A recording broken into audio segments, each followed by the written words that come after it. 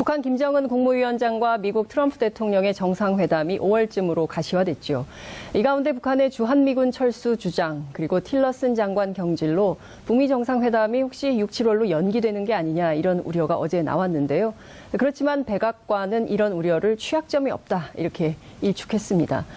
남북이 하나로 이어지게 되면 그 다음은 어떻게 되는 걸까요? 오늘도 두근반 세근반 하는 심정으로 모셨습니다. 김홍걸 민족화해협력 범국민협의회 대표 상임의장님 모셨습니다. 어서 오십시오. 안녕하세요. 아, 이름이 길어가지고. 너무 길죠? 예, 민화협. 예. 네. 오늘 3시인가요? 남북 정상회담 준비를 위한 실무회의가 임종석 비서실장을 단장으로 해서 열린다고 들었습니다. 예. 네. 이 정도면 진도가 팍팍 나가고 있다. 이렇게 봐야 되겠죠. 뭐 현재로서는 순조롭게 가고 있는 거죠. 그러니까요. 전체적으로 남북 정상회담을 하게 되면 뭔가 좀 경협에 대한 기대를 갖게 되는데요. 특히 네. 이제 개성공단 문제가 너무 심각하니까 이 남북 경협 문제가 좀 풀려야 남북 관계 급진전으로 가지 않나라는 기대를 하는데 김동연 부총리가 빠졌어요. 네. 어떻게 보세요? 현재 뭐 아직은 이 유엔 제재가 풀린 게 아니기 때문에 구체적인 경협 논의를 하기에는 좀 어려운 부분이 있어서 네. 아무래도 이 남북 정상회담에는 이번에는 네. 그냥 경협에 대해서는 원론적으로 얘기하고 네. 과거 정상회담에서 충분히 못 다룬 대부분 다 다뤘지만 이제 선언적으로 해서 끝이 났는데 이제 좀 항구적인 평화체제 구축을 어떻게 할 것이냐 하는 것과 이 미국과 네. 협상에 대해서 비핵화 특히 그런 부분에 대해서 우리가 좀 북측에 미국의 뜻도 전해주고 훈수도 좀 두고 네. 하는 부분이 있지 않을까 싶네요. 홍익표 더불어민주당 의원에 따르면 문재인 대통령의 성정상 남북 정상회담이어서 바로 북미 정상회담이 있기 때문에 예. 모든 공을 트럼프에게 이렇게 돌릴 가능성이 있다. 그래서 오히려 의제가 예. 북미 정상회담 때문에 의제를 좀 축소하는 경향이 그럴 있을 수도. 수밖에 없죠. 아, 그래요? 왜냐하면 6.15 14에서 네. 좋은 말들은 다 해버렸거든요. 선언적인 거. 그렇죠. 네, 실행에 못 옮겨서 그렇지 여러 가지 여건 때문에. 네. 그렇기 때문에 똑같은 말 반복하느니 네. 필요한 말만 그러니까 아주 실무적인 회담 네. 그게 될 수 있다는 거죠. 실무적 회담이요? 예. 그러니까 뭐 그렇게 대놓고 얘기하긴 좀 못하지만 네. 이 사전 준비, 북미 정상회담의 사전 준비, 네. 우리가 옆에서 코치해주고 응원해주고 네. 하는 부분이 상당히 차지할 수밖에 없겠죠. 청와대 관계자에 따르면 회담이 하루에 끝날 가능성이 크다. 근데 네. 뭐 지금 특정할 수는 없다. 뭐 1박 2일이 될 수도 있고 2박 3일이 될 수도 있는데 지금으로서는 아마 하루에 끝날 네. 가능성이 높다. 이제 이런 얘기가 나오는데요. 김종대 정의당 의원이 저희 프로그램에 출연하셔서 김영철 당시 노동당 부위원장이 방남했을 때 문재인 대통령하고 비공개로 만나지 않았습니까? 네. 그 자리에서 11개의 의제를 문재인 대통령이 북측에 건넸다는 거예요. 그래서 그걸 가지고 북한으로 가서 김정은 위원장을 만났고 그중에서 얘기도 안 했는데 우리 특사단이 말도 꺼내지 않았는데 김정은 위원장이 먼저 6가지 의제에 대해서 오케이 이렇게 했다는 얘기가 있습니다. 네. 의장님께서 보시기에 이번 남북 정상회담 의제 중에 이것만큼은 꼭 들어가야 된다. 어떤 거 있으십니까? 글쎄요, 뭐 이번에는 좀 전에 말씀드린 대로 네. 아주 실무적인 회담이고 이 북미 대화, 네. 또 비핵화 네. 그 부분에 대해서 이제 준비를 하는 네. 그 작업을 준비하는 과정이기 때문에 네.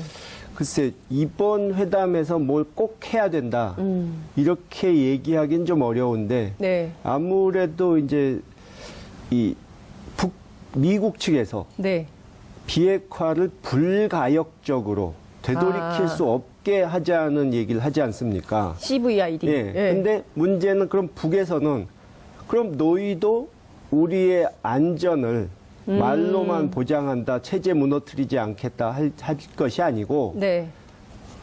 그것도 그럼 너희도 불가역적으로 보장을 해줘야 되지 않느냐. 아, 이렇게 나올 수 쌍방간에. 있거든요. 예. 그건 당연한 거죠. 예. 그러니까 그 부분에 대해서 정말 누구도 전쟁을 일으킬 수 없게 이런 확실한 평화 체제 구축을 하는 방안이 뭐가 있을지 네. 그런 부분 좀 논의해야 되지 않을까 싶네요.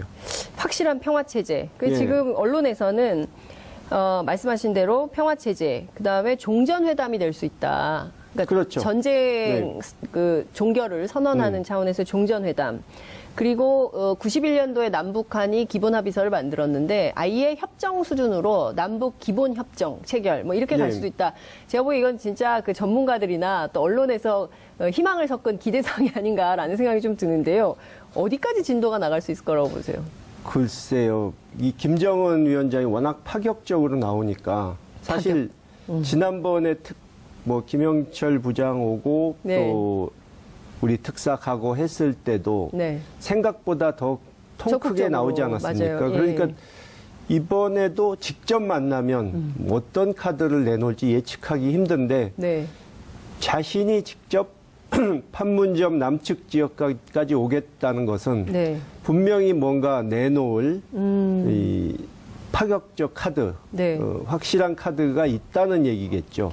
확실한 파격 카드가 뭘까요? 아, 너무 궁금한데요. 근데 뭐 그쪽은 북한 남북관계 전문가시니까. 맘만 먹으면 네. 뭐 많은 게 있으니까 네. 지금 단정적으로 어떨 것이다 얘기하기는 좀 어렵겠죠. 내가 만약 김정은 위원장이라면 나는 이런 걸 내놓겠다.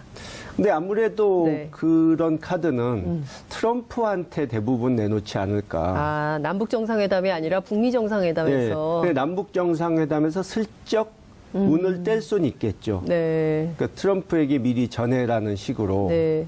근데 어쨌든 지금까지의 쭉 역사를 보면요. 사실 우리가 1950년에 전쟁에서 서로 남북이 갈렸고 그리고 나서 우리는 어찌됐든 뭐 서방 세계하고 다 이렇게 협정을 맺으면서 어쨌든 자유로운 국가였지만 북한은 늘 고립이 됐었잖아요. 미국하고도 수교를 못했고 예. 일본하고도 수교를 못해서 경제적으로도 계속 어려웠고 국제사회에 이제 제재와 압박이 심했기 때문에 어찌 보자면 서바이벌 생존 차원에서 핵무기를 갖게 되는 거 아니냐라는 이제 역사적 고증을 통해서 이렇게 주장하시는 분들이 있는데요. 그러니까 누구를 공격하기 위한 게 아니라 네. 자신들을 그렇죠. 지키기 위한 자위력 차원에서 핵무기를 가졌다. 그래서 협상용으로라도 이 핵무기는 끝까지 내려놓지 않을 거다. 그래서 비핵화가 협상이 어려울 거다. 이런 얘기가 있습니다. 어떻게 보십니까? 뭐 그 의견도 있고 네. 반대로 네. 거기는 협상용인 핵무기이기 때문에 네. 조건만 맞으면 내놓을 수는 있다. 근데 일단 쉽게 내놓을 수 있는 것은 더 이상 핵실험, 미사일 실험 안 하겠다. 네. 더 그 다음 단계에서 더 만들지도 않고 모든 시설을 막 불능화하겠다. 미래의 핵은 포기한다. 예. 근데 네. 이제 현재 갖고 있는 핵을 그리고 미사일을 네. 어떻게 할 것이냐. 네. 그리고 미국에서는 이제 당연히 전량 폐기하고 검증할 수 있게 해달라. 또 미사일도 ICBM은 물론이고 이 한반도 밖에까지 쏠 수 있는 것들은 없애야 된다. 뭐 그렇게까지 나올 수 있죠. 네. 그러니까 뭐 그런 좀, 네. 근데 이제 좀 전에 말씀드린 대로 북에서는 이제 그럼 그거에 대한 경제적 보상은 물론이고 네. 뭘로 개런티 할 거냐. 우리가 그걸 다 버렸을 때 우리가 그래도 안전하다. 아주 절대 누가 우리를 공격 못한다. 네. 하고 안심할 수 있는 안전장치가 뭐냐. 너희도 그걸 내놔라. 네. 이렇게 나오겠죠. 그러니까요. 그래서 지금 결국에는 체제 안전하고 경제 보장 두 가지 예. 카드를 그렇죠. 북한이 원하지 않겠냐 이런 건데요. 예. 근데 이제 국제관계 쭉 공부하시는 분들 얘기 들어보면 뭐 말로는 화려하게 중국이 마치 네. 이제 한반도의 해빙 모드에 대해서 굉장히 축하하는 것처럼 하지만 내심은 꼭 반기지만은 않는다. 중국에 오래 계셨었잖아요. 예, 지금 예. 중국의 이 남북관계 해빙 모드를 좀 어떻게 보고 있던가요? 제가 뭐 전에 말씀드린 것 같은데 중국에서는 작년부터 네. 남측이 좀 나서서 북하고 대화 좀 해라. 네. 이렇게 부추기는 입장이었거든요. 네. 근데 그것이 제가 보기에는 이 북미 통미봉남이 돼가지고 네. 북미 간에만 대화를 해서 뭔가 합의를 덜컥 해버리면 네. 트럼프, 김정은 둘 다 중국을 싫어하고 중국 그 입장을 배려를 안 해주는 사람들인데 예. 또 파격적이고 그러니까는 중국 입장에서 아주 곤란한 합의가 나올 수도 있다는 불안감 때문에 그랬을 수 있다고 보는 거죠. 그러니까 일단 미국이 북핵을 핑계로 지금처럼 중국을 이렇게 견제하고 네. 이 한반도에서 전쟁 가능성이 나고 예. 뭐 전쟁 난다면 굉장히 혼란스럽고 큰 문제가 되니까 중국 입장에서 네. 그것도 싫지만 예. 그렇다고 양쪽이 너무 사이가 좋아져 가지고 네. 북한이 이 미국과 손을 잡게 되는 그래서 그 중국 입장에 봤을 때 네. 그건 그것대로 또 중국이 압박을 당하게 되는 상황. 네. 그것도 달갑지 않죠. 실제 그런 상황이 올 수 있을까요? 충분히 가능성은 있다고 봅니다. 김종대 의원은 그러시더라고요. 이 미국하고 북한이 손잡고 중국 공격하는 날이 올 수도 있어요. 막 이렇게 얘기를 하셨거든요. 사실 전략적으로만 보면 지정학적인 네. 것만 보면 미국이 북한을 우방으로 끌어들 수 있다면 예. 사실 우리 남쪽이 필요 없습니다. 전략적으로. 네. 북이 더 북한이 더 중국 중요하죠. 견제하기에는 더 좋은 더 위치고. 가까이 있으니까, 예. 게다가 또 중국 입장으로서 곤란한 게 네. 지금까지는 한편으로 예. 이 북한 비핵화를 요구하고 뭐 여러 가지 제재에도 어느 정도 동참을 하고 네. 그랬는데 한편으로 그걸 잘 활용할 수 있었던 것이 남중국해나 대만에 관한 문제에 있어서 네. 미국이 중국을 곤란하게 하면 우리는 북한 이 비핵화 문제에 있어서 협조 안 하겠다 하고 네. 나설 수 있는 카드로 네. 써먹을 수가 있었거든요. 언제든지. 예. 근데 이제 그렇게 북한 문제가 해결이 돼버리면 네. 자기네가 써먹을 수 있는 카드가 없어지죠. 네. 또 북한도 지금 중국에 대해서 불만도 많고 불신이 많음에도 불구하고 네. 그나마 거기가 유일한 숨통이니까 이 어떻게든 네. 뚫린 곳은 거기밖에 없지 않습니까? 근데 그런데 이제 서방 세계의 제재가 풀리고 네. 정상 국가로 대접을 받게 되면 중국에 의존할 필요가 없어지거든요. 북한이. 네. 예.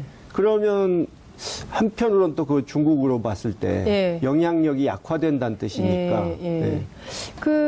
그런데 역사적으로 보면 중국은 늘 북한하고 뭐 형제 국가처럼 그렇게 지내왔잖아요. 근데 김정은 위원장은 왜 중국을 달가워하지 않습니까? 그러니까 형제 국가라기보다 네. 이제 애증이 계속 애증. 반복되는. 네. 그러니까 김일성 주석은 너희가 우리 덕이 아니었으면 어떻게 공산당이 네. 중국 본토를 차지했겠느냐.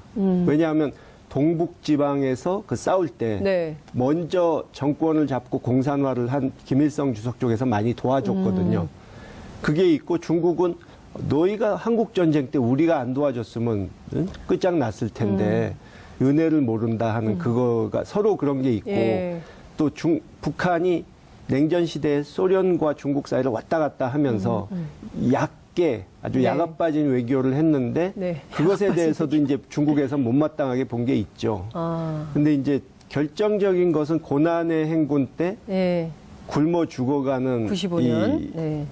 북한을 보면서 중국이 잘 안 도와줬고 길들이기 위해서 버릇 좀 가르쳐 보겠다고 결국은 실패했지만 네.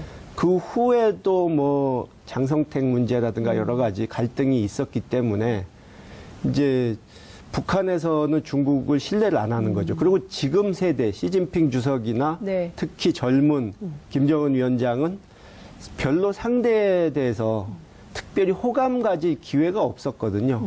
그리고 일반 중국 이 국민들을 네. 보면은 북한을 보는 시각이 네. 서방 세계 사람들이 북한을 보는 시각하고 별로 다르지 않아요.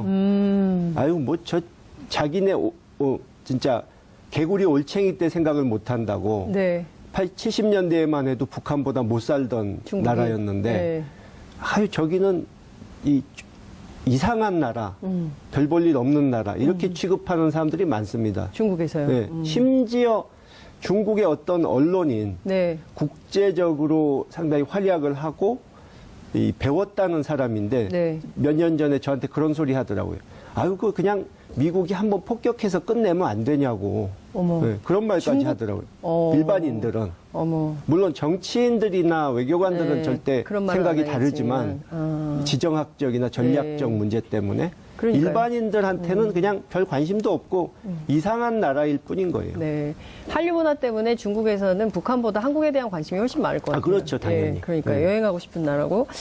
그 95년 고난의 행군 대기근 때 남쪽이 제일 많이 도와줬죠.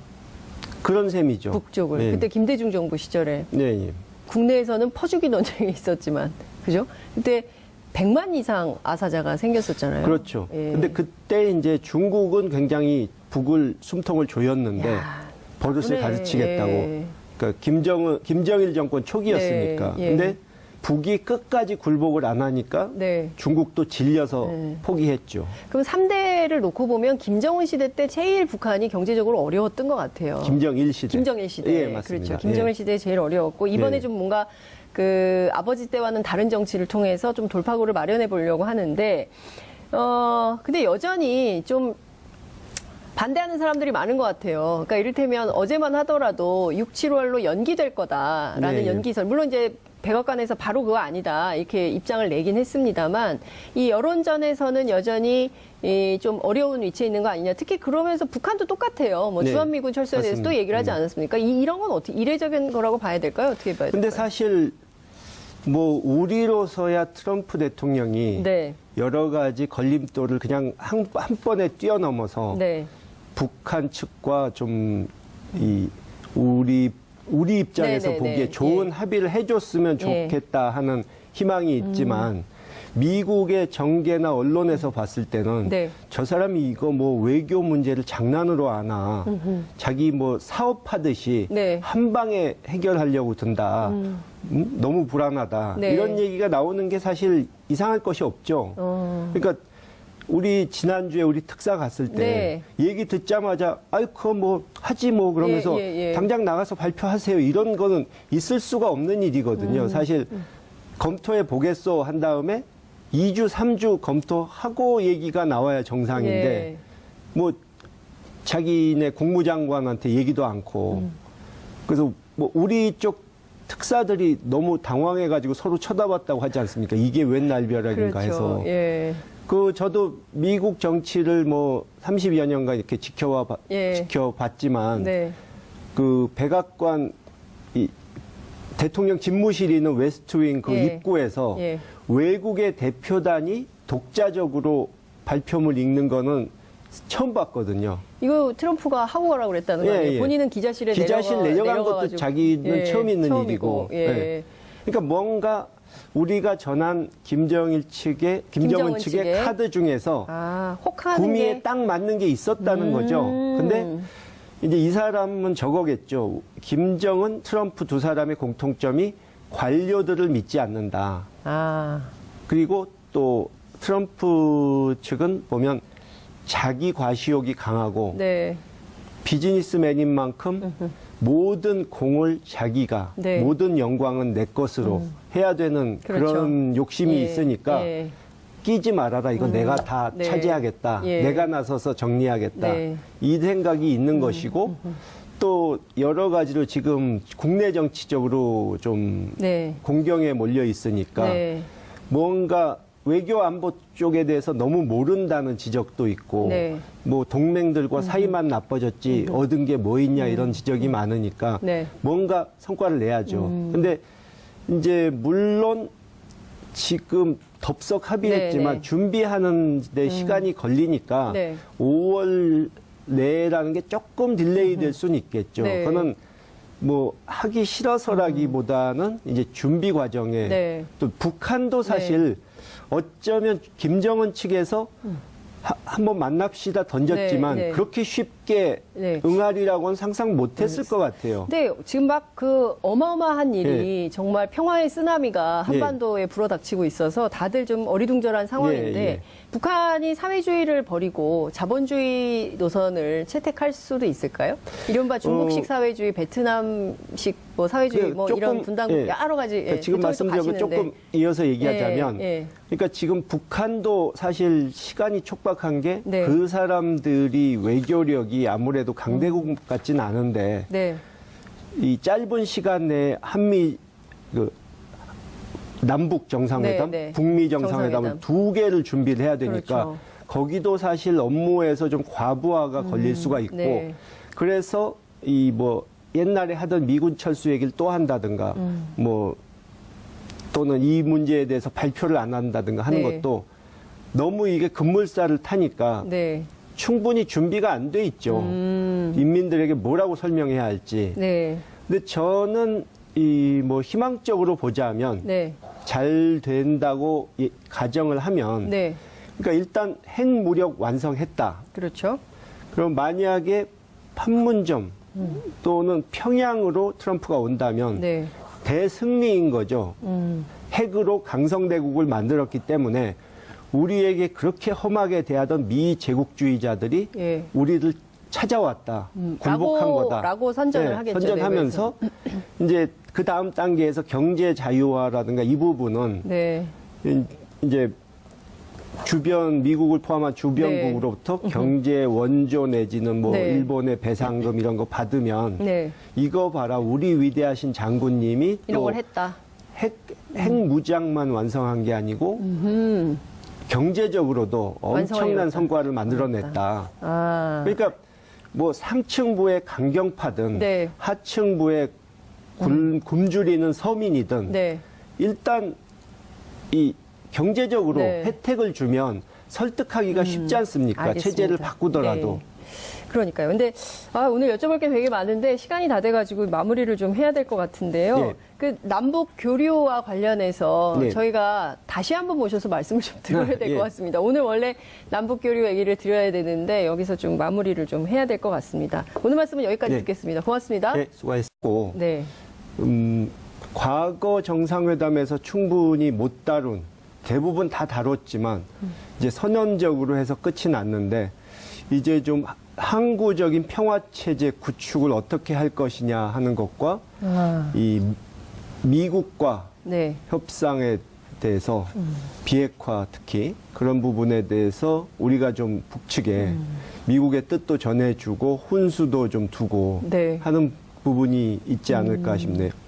그 홍익표 더불어민주당 의원에 따르면 문재인 대통령의 성정상 그 남북 정상회담이어서 바로 북미 정상회담이 있기 때문에 모든 공을 트럼프에게 뭐 이렇게 돌릴 가능성이 있다. 그래서 오히려 의제가 북미 정상회담 때문에 의제를 좀 축소하는 경향이 있을 수도. 그럴 수밖에 없죠. 아, 그래요?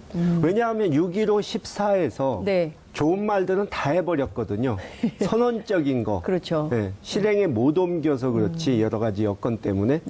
그렇기 때문에 똑같은 말 반복하느니 필요한 말만 그러니까 아주 실무적인 회담. 그게 될 수 있다는 거죠. 실무적 회담이요? 예. 그러니까 뭐 그렇게 대놓고 얘기하긴 좀 못하지만 이 사전 준비, 북미 정상회담의 사전 준비, 우리가 옆에서 코치해주고 응원해주고 하는 부분이 상당히 차지할 수밖에 없겠죠. 청와대 관계자에 따르면 그 회담이 하루에 끝날 가능성이 크다. 근데 뭐 지금 특정할 수는 없다. 뭐 1박 2일이 될 수도 있고 2박 3일이 될 수도 있는데 지금으로서는 아마 하루에 끝날 가능성이 높다. 이제 이런 얘기가 나오는데요.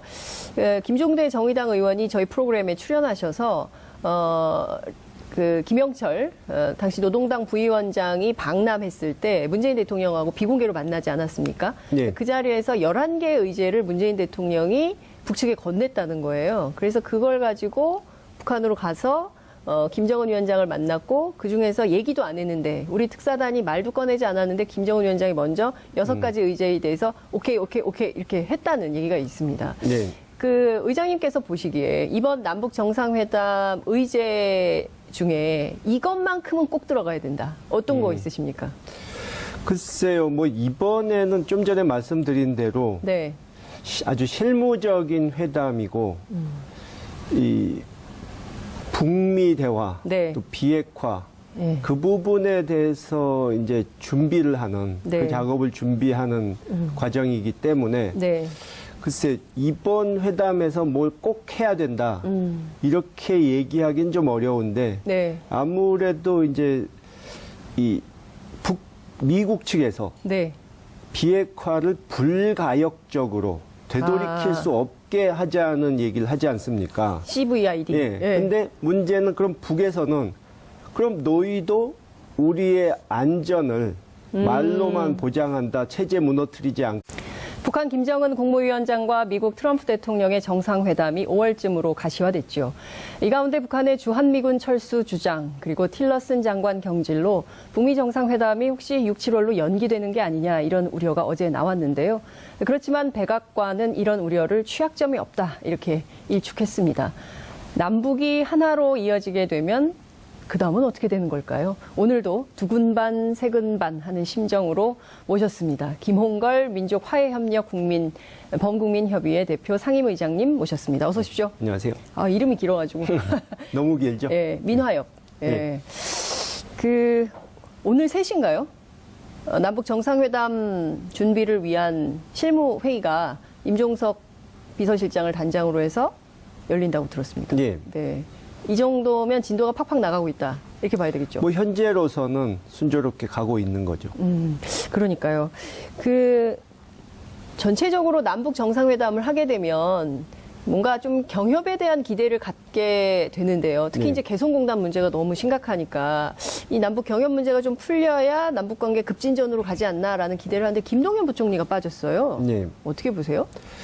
현재 뭐 아직은 이 유엔 제재가 풀린 게 아니기 때문에 구체적인 경협 논의를 하기에는 좀 어려운 부분이 있어서 네. 아무래도 이 남북 정상회담에는 이번에는 네. 그냥 원론적 경협에 대해서는 원론적으로 얘기하고 전문가시니까. 맘만 먹으면 네. 뭐 많은 게 있으니까 네. 지금 단정적으로 어떨 것이다 얘기하기는 좀 어렵겠죠. 내가 만약 김정은 위원장이라면 나는 이런 걸 내놓겠다.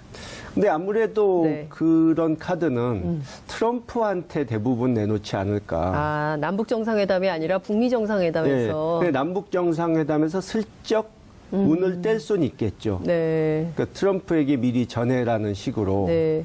근데 어쨌든 지금까지의 쭉 역사를 보면요. 사실 우리가 1950년에 전쟁에서 서로 남북이 갈렸고 그리고 나서 우리는 어찌됐든 뭐 서방 세계하고 다 이렇게 협정을 맺으면서 어쨌든 자유로운 국가였지만 북한은 늘 고립이 됐었잖아요. 미국하고도 수교를 못했고 예. 일본하고도 수교를 못해서 경제적으로도 계속 어려웠고 국제사회에 이제 제재와 압박이 심했기 때문에 어찌 보자면 서바이벌 생존 차원에서 핵무기를 갖게 되는 거 아니냐라는 이제 역사적 고증을 통해서 이렇게 주장하시는 분들이 있는데요. 그러니까 누구를 공격하기 위한 게 아니라 네. 자신들을 그렇죠. 지키기 위한 자위력 차원에서 핵무기를 가졌다. 그래서 협상용으로라도 이 핵무기는 끝까지 내려놓지 않을 거다. 그래서 비핵화가 협상이 어려울 거다. 이런 얘기가 있습니다. 어떻게 보십니까? 뭐 그 의견도 있고 네. 반대로 네.